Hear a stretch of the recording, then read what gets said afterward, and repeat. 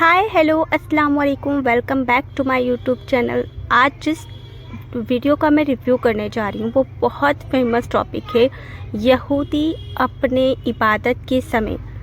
हुजूर सल्लल्लाहु अलैहि वसल्लम का नाम क्यों लेते हैं। ये जब मैंने सुना ना तो मुझे भी ऐसा लगा कि जानने का ट्राई किया जाए कि ऐसा क्यों करते हैं वो। आज हम इस वीडियो में वही सब देखेंगे और समझेंगे। और हाँ, अगर आप मेरे चैनल को पहली बार देख रहे हैं तो प्लीज़ सब्सक्राइब ज़रूर कर दीजिएगा। एंड अगर ये वीडियो इन्फॉर्मेटिव लगी हो या आपको अच्छी लगी है तो प्लीज़ लाइक ज़रूर कर दीजिएगा। एंड अगर आप इस वीडियो का फुल पार्ट चाहते हैं तो प्लीज़ कमेंट ज़रूर कीजिएगा, मैं इंशाल्लाह फुल पार्ट ज़रूर बनाऊँगी। एंड चलिए देखते हैं ये वीडियो। आई होप ये सबको बहुत पसंद आएगी। दोस्तों, आज की इस वीडियो में हम एक बहुत ही दिलचस्प टॉपिक पर चर्चा करने जा रहे हैं, जिसमें हम आपको बताएंगे कि यहूदी अपनी मुकद्दस दीवार के सामने पैगंबर मोहम्मद सल्लल्लाहु अलैहि वसल्लम का नाम क्यों लेते हैं। और यहूदी तो हजरत मोहम्मद सल्लल्लाहु अलैहि वसल्लम के नबी होने को इनकार करते हैं, तो फिर उनका नाम ये अपनी प्रार्थना में क्यों लेते हैं। तो आइए जानते हैं। दोस्तों, इस बात में कोई शक नहीं कि रसूल अल्लाह सल्लल्लाहु अलैहि वसल्लम को तमाम जहानों के लिए नबी और रहमत बनाकर भेजा गया, क्योंकि आपका जिक्र तमाम इब्राहिमिक रिलीजन की किताबें यानी तौरात और जबूर के अंदर आपके नामे अहमद के साथ पेशन गोई के तौर पर मौजूद है। मगर जो पादरी और रब्बी असल तालीमात के अंदर अदल बदल करके अपनी मर्जी और फायदे का मतलब निकालते हैं, वो आज तक हिदायत से महरूम है। मिसाल के तौर पर यहूदियों की मिसाल ले ले, जो कि आज भी दीवारें गिरिया यानी दूसरी बार हैकले सुलेमानी की तबाही में बच जाने वाली दीवार को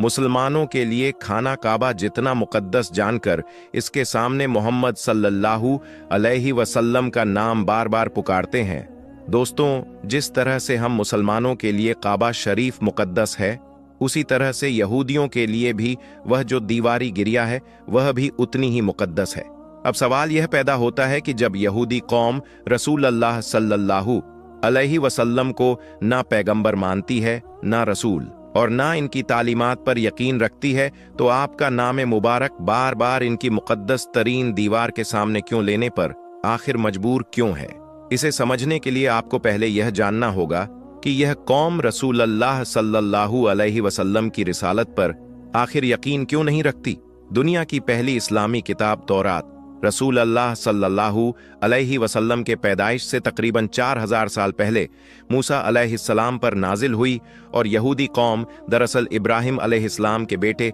इसहाक अलैहिस्सलाम, उनके बेटे याकूब अलैहिस्सलाम और फिर उनके बेटे यहूदा उनकी नस्ल से है।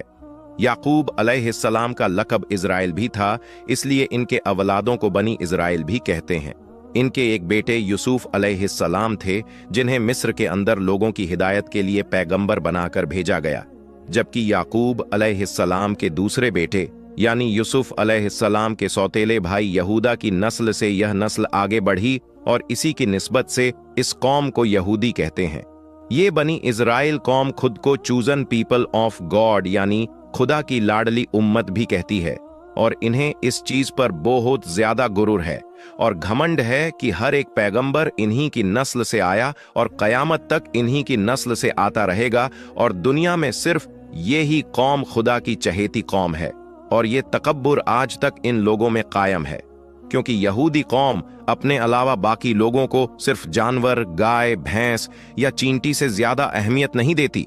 उनके मुताबिक सिर्फ यही लोग इंसान हैं जिनके हुकूक है, क्योंकि जानवरों के तो कोई हुकूम नहीं होते। मगर इनको असल तकलीफ उस वक्त पहुंची जब इनकी शरीयत या खुदा के पैगाम के अंदर, जिसमें यहूदी उलमा ने अपनी मर्जी के मुताबिक अदल बदल करके अपने ही लोगों पर जुल्म करने के लिए मुख्तलीफ किस्म के कानून बना रखे थे, अल्लाह ने इसे खत्म करने के लिए अपने नबी और रसूल इस कौम में ईसा अलैहिस्सलाम की सूरत में भेजा। याद रखिए कि पैगंबर और रसूल में फर्क होता है।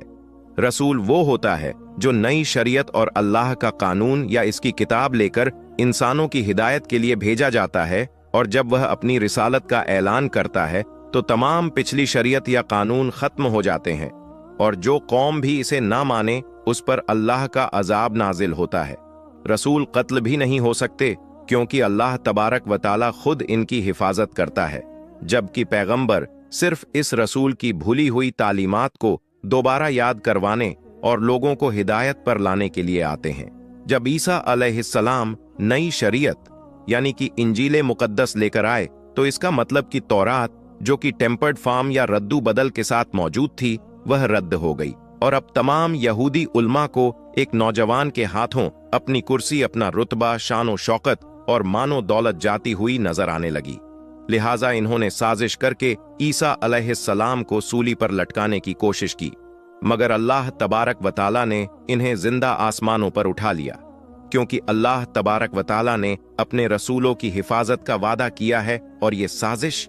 यहूदी उल्मा ने ये की थी कि अपनी मर्जी की बात निकाल के तौरात के अंदर जिस मसीहा की बजाय दज्जाल का जिक्र है, वो दज्जाल दरअसल यही शख्स यानी ईसा अलैहिस्सलाम है। नाउज़बिल्लाह। ये आज से तकरीबन 2000 साल पहले का टाइम है।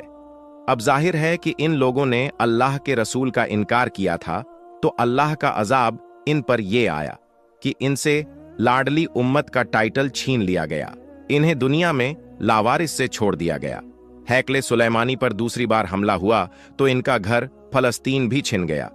ये दुनिया में ऐसे दरबदर होकर रह गए कि आज तक कभी भी इकट्ठे नहीं हो सके। अब जाकर इजराइल में एक बार फिर से दुनिया भर के यहूदियों को लाकर आबाद किया जा रहा है, ताकि एक बार फिर से वह ग्रेटर इजराइल बनाकर एक बार फिर से अपने खोए हुए रुतबे को और पूरी दुनिया पर बादशाहत को हासिल कर सके, जैसा कि सुलेमान अलैहिस्सलाम के द्वार में थी, और जो उनका हक भी है, यानी जानवरों और कीड़ों मकोड़ों पर हुकूमत करना। अब जब इस लाडली उम्मत से इसका गुरूर छीन गया तो अल्लाह ने इब्राहिम अलैहिस्सलाम के बेटे इस्माइल अलैहिस्सलाम की नस्ल से मोहम्मद अरबी सल्लल्लाहु अलैहि वसल्लम को अरब में रसूल बनाकर भेजा,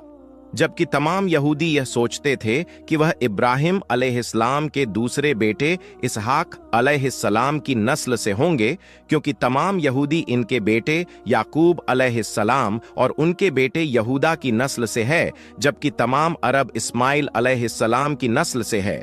जिन्हें अल्लाह के हुक्म पर इब्राहिम अलैहिस्सलाम ने उनकी वालिदा हजरत हाजरा के साथ मक्का के मुकाम पर छोड़ दिया था, जहां पर बाद में जमजम के कुएं की वजह से मक्का शहर आबाद होना शुरू हुआ।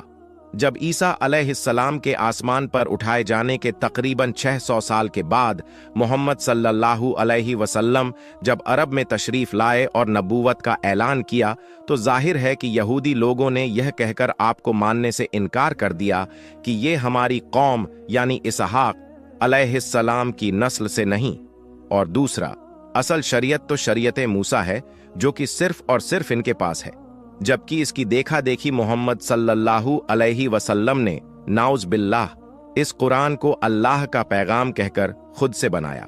मगर हक को पहचानने वाले लोग अल्लाह तबारक व तआला हर दौर के अंदर जरूर पैदा फरमाता है, जिन्होंने इस टाइम के अंदर भी आप सल्लल्लाहु अलैहि वसल्लम के पैदाइश और आमद की पैशन गोहियों को पहचान कर आपका इकरार किया, और आप ही अल्लाह के आखिरी रसूल और पैगंबर हैं, जिनका जिक्र नाम के साथ तौरात के अंदर मौजूद है, जिसका जिक्र और इनका इंतजार वो सदियों से कर रहे थे। तनाक ऐसी आयतों को कहते हैं जिन पर यहूदी और क्रिश्चियन सहमत है। बिल्कुल यही अल्फाज तौरात के अंदर भी मौजूद है और इंजील में भी, और यह दोनों अल्लाह के ही अल्फाज है, जबकि क्रिश्चियन इन्हें ओल्ड टेस्टमेंट या न्यू टेस्टमेंट बाइबल कहते हैं। किताब मुकद्दस में सॉन्ग ऑफ सुलेमोन में चैप्टर 5 की 16वीं आयत के अंदर यह लिखा है, जिसका तर्जुमा ये है, वह मेरा दोस्त है, वह मेरा प्यारा है, वो सबका मोहम्मदीम है, यरूशलम की बेटियों। और इसी आयत का जिक्र आज भी यहूदी दीवारें गिरिया के पास करते नजर आते हैं, जो कि एक ही वक्त के अंदर न सिर्फ यहूदी बल्कि क्रिश्चियनिटी में भी नाम के साथ मोहम्मद सल्लल्लाहु अलैहि वसल्लम का जिक्र क्लियरली बयान कर रही है। और ये मुबारक नाम इतिहास में इससे पहले किसी शख्सियत का नहीं गुजरा है। अब सवाल ये पैदा होता है कि इतनी क्लियर निशानी मौजूद होने के बावजूद यहूदी रब्बी या क्रिश्चियन पादरी अपने लोगों को इस आयत का क्या जवाब देते हैं। दरअसल ये लोग खुद से इसका मतलब लोगों को समझाने की कोशिश करते हैं और इन्हें धोखा देते हैं और इन्हें बताते हैं कि इसका मतलब है सबसे प्यार करने वाला। अगर जाहिरी तौर पर देखें तो यह बात काफी लॉजिकल भी लगती है, क्योंकि इस पूरी आयत के अंदर एक ही बात का मेन मकसद नजर आ रहा है कि वह मेरा दोस्त है, वह मेरा प्यारा है, मगर सच ये है कि हमेशा इब्रानी ज़बान के अंदर किसी भी अहम और अदबी शख्सियत के नाम के साथ हमेशा एम के अल्फाज लगाए जाते हैं, और जब हम इन आयत को पढ़े तो इब्रानी ज़बान के अंदर यहूदी खुद मोहम्मद लफ्ज़ को मोहम्मदीम के नाम से पढ़ते हैं, बिल्कुल ऐसे ही जैसे ये खुदा के लिए अल्लू का लफ्ज़ इस्तेमाल करते हैं, मगर इब्रानी ज़बान के अंदर अदब की वजह से इसे एलोहिम पढ़ते हैं। लिहाजा साबित हुआ कि यहाँ पर मोहम्मद सल्लल्लाहु अलैहि वसल्लम का लफ्ज़ प्यार या शफ़क़त के मायने में नहीं, बल्कि बाकायदा एक निहायत